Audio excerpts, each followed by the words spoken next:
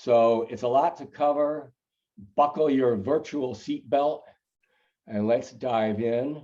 So first of all, Patrick, why don't you give us a little bit of your background, and if you want, you can hold up all those Emmy awards. I didn't bring one with me. Dang it. Won quite a few in the television world. So go ahead, Patrick. Well, thanks for the intro and welcome to everybody. We hope we'll share some interesting thoughts. It's an area that Gerard and I have been working in for quite a while, actually.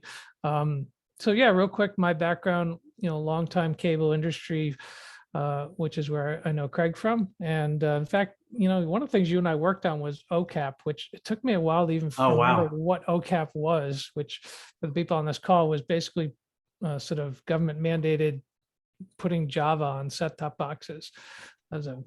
Had to be good 15, 20 years ago. But my background is much like Gerard is sort of being sort of a leader in innovation in the cable space going back to the late 90s, having a couple of my own companies, also working at big cable companies like Time Warner Cable. And really, sort of my role has always been sort of to push innovation, to push new ideas and find ways to turn technologies into products and products into technologies. And so that's kind of the through line through my career, is just being the kind of guy who can work with engineers and designers and product people and business people to really create new opportunities for new products and services. And most recently that's been in the sort of VR, AR, metaverse space. And so one of the things Gerard, can tell you about is, he and I have been partnering up and building some really interesting experiences in the metaverse for different clients. That's right. And my name is Gerard Kunkel, and I have lived in sort of a parallel universe to Patrick for the last 30 years, fundamentally doing almost exactly the same role at a number of other companies, including Microsoft, Comcast, and some startups like Patrick.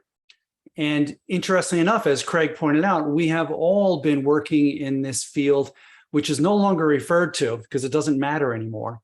It was called interactive TV, which was an idea and a set of technologies and solutions that basically gave consumers the ability to interact with the television streams that were coming to their TVs in a linear form.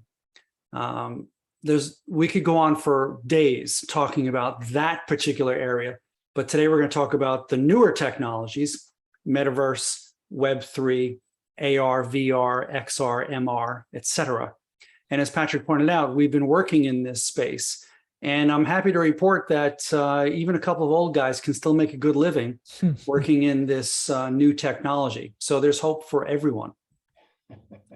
Well, one of the things I really like about both of you guys, and one of the things that we've really emphasized to the students is the importance of having a well-rounded background, not just being so locked into the engineering and technology side or the business and marketing side, so that you don't miss the big picture.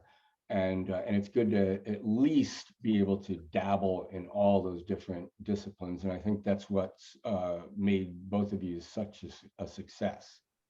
Yes, a really interesting point, Craig, because if you look at Patrick's background and my background, we didn't start in technology and we didn't start in cable TV.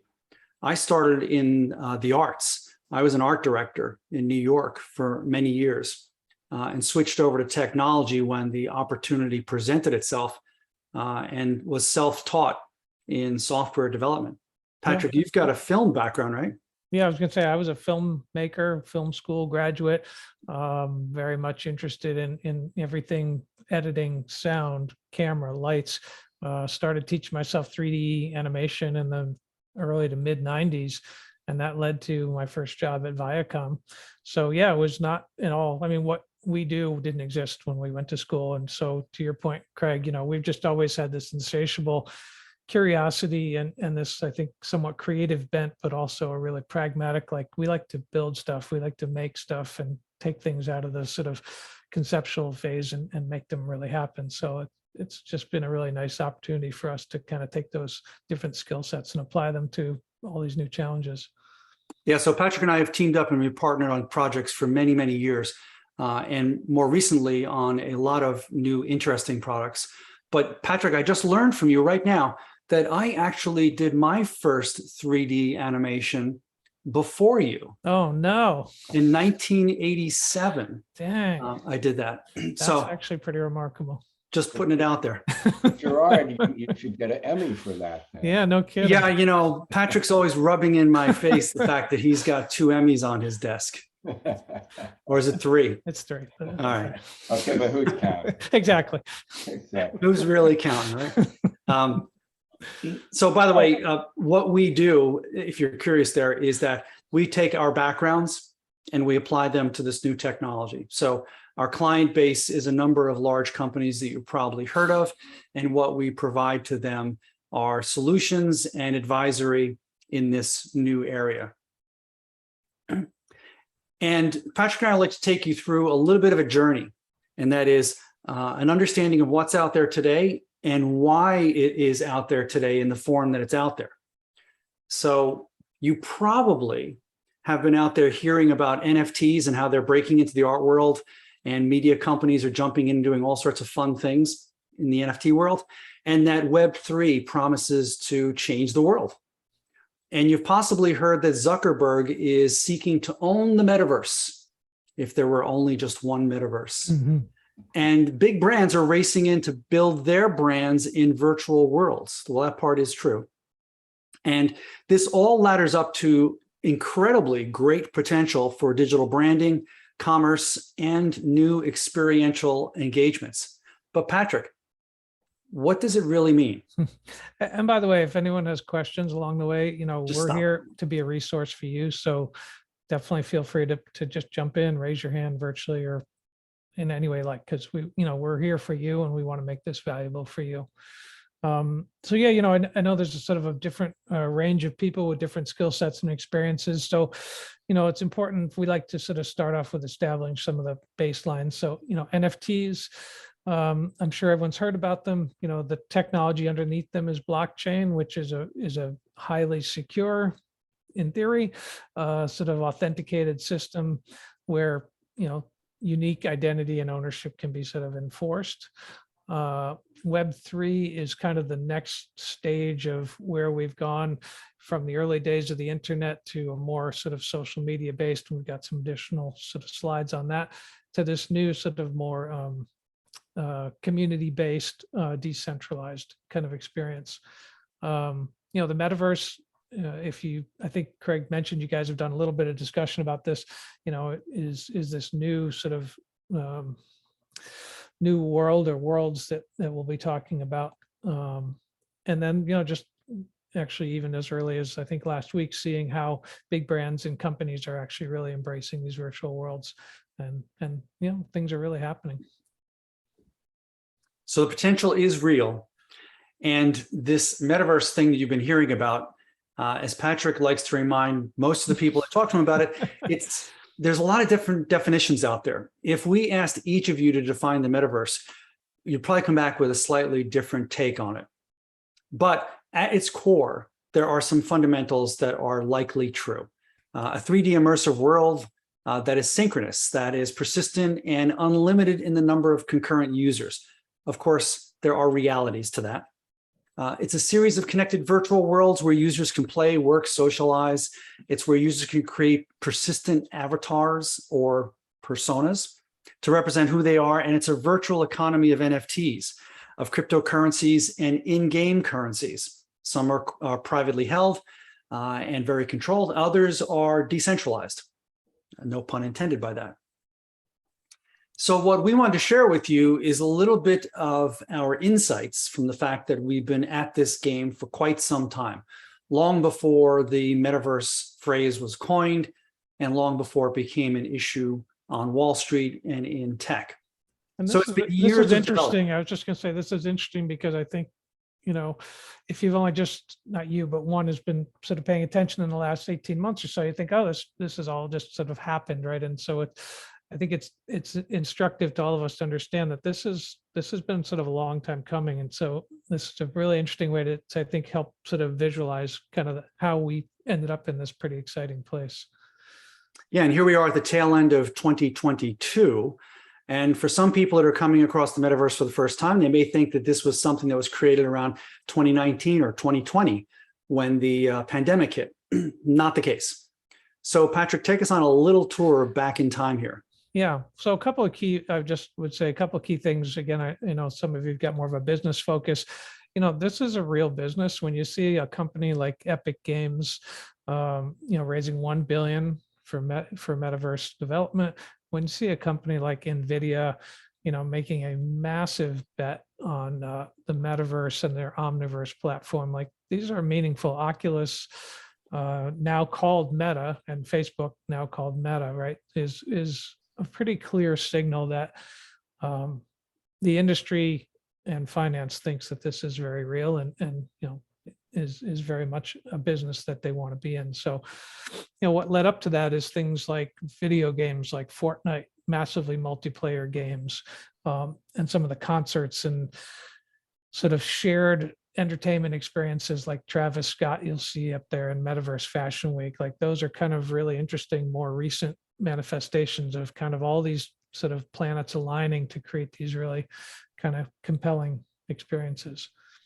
But it really none of goes these would have earlier, happened, right? None of these would have happened without some underlying core technology, like the enabling tech provided by a number of companies that made these things possible. But even lower than that in the stack is the basic communications capabilities.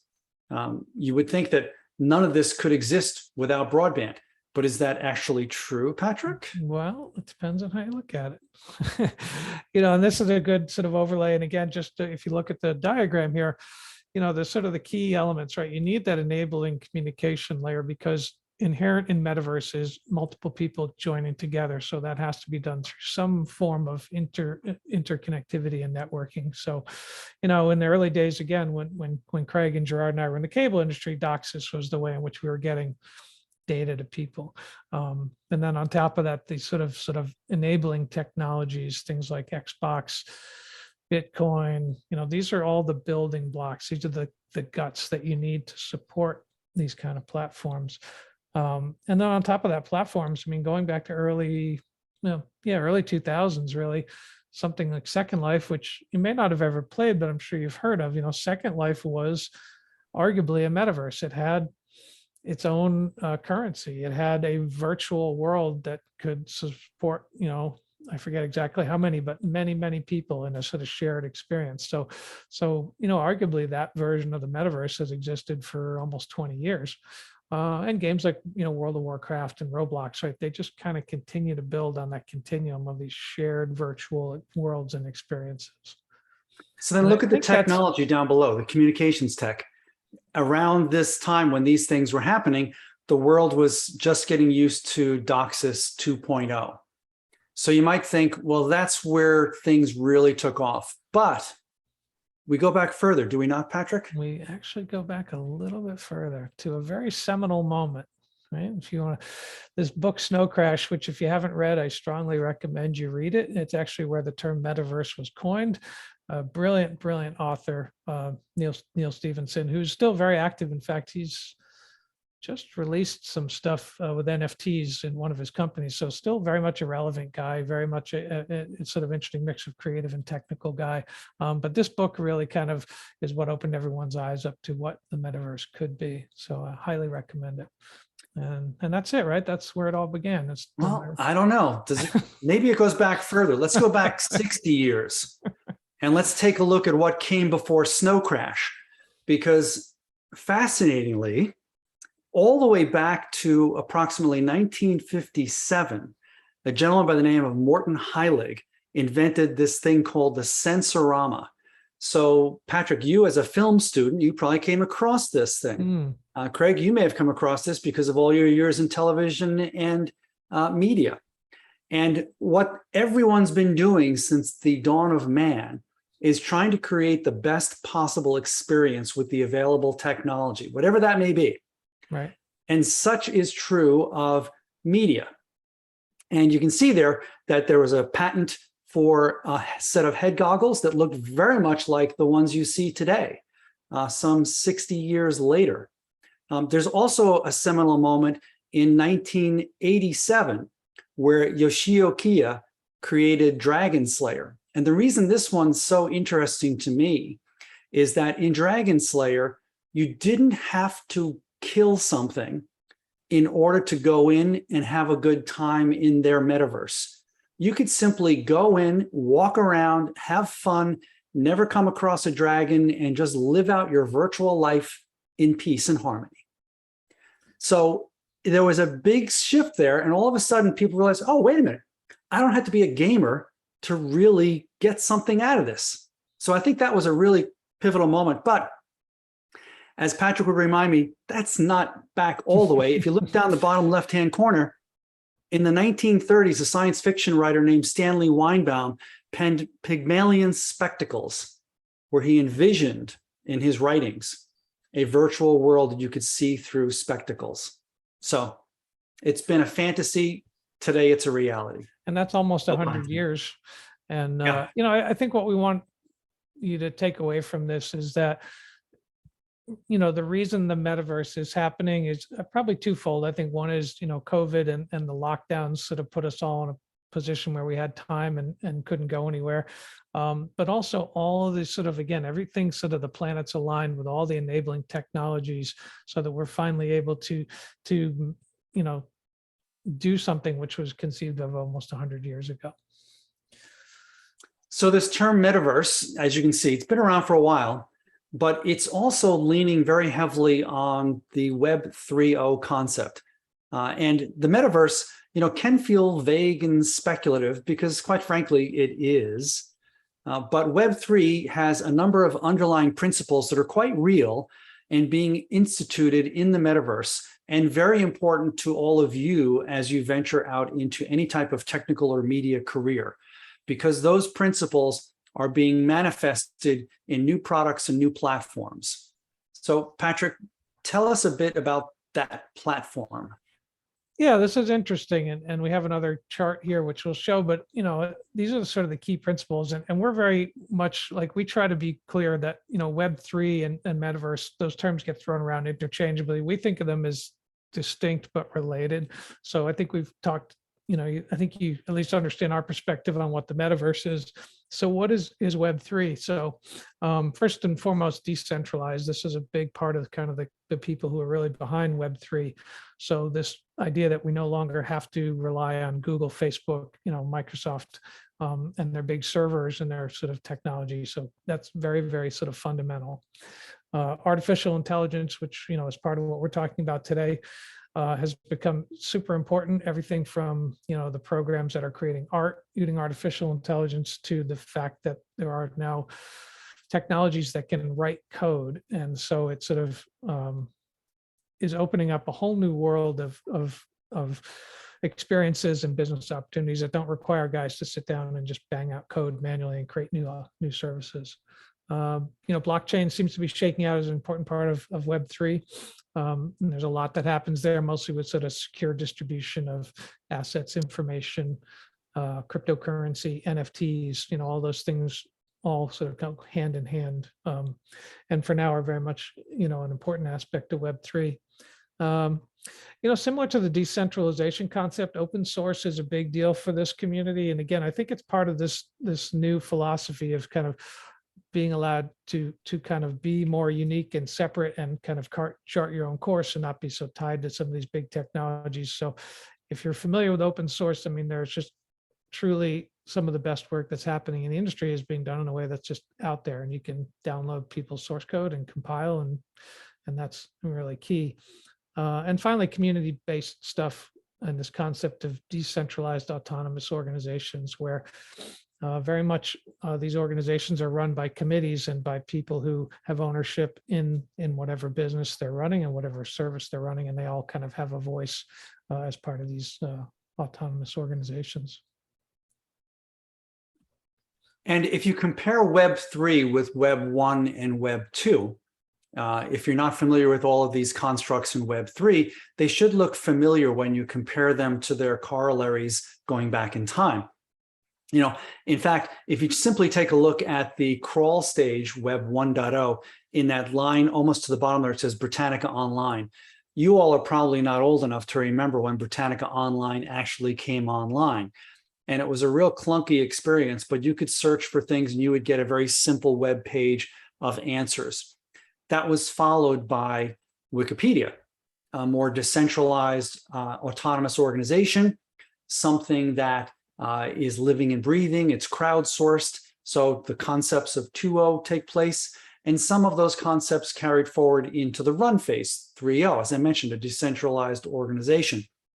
But critically important in that same row is the semantic web, which is the fact that information about information, or metadata, can exist in applications, in the network, in switches, all throughout the internet, such that intelligence can thrive in the internet without so many bespoke systems trying to gain access to these bits and pieces.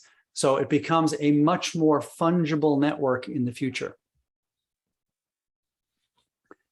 So and with that comes stuff. There's always stuff, Patrick, right?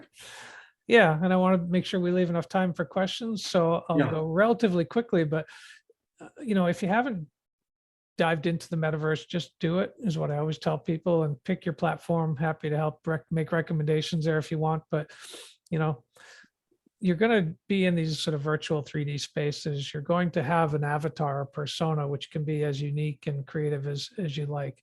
You will find objects. On the left there is Negan's bat from Walking Dead, if you're a Walking Dead fan, that you could pick that up, or a Gucci perfume. Like, those are things that you can own in the metaverse, and you can buy them with cryptocurrency, and you can use your wallet, which is truly like a wallet, but it's unlike the wallet in your pocket. It's a wallet that holds all of your sort of electronic currencies, and NFTs, which, again, for your audience, for this audience, probably are more aware of what NFTs are, and you may even own NFTs. But certainly a big part of what's going on in the metaverse is how NFTs, whether you're wearing them, putting on your wall in your virtual apartment, those kind of things, they're absolutely part of this.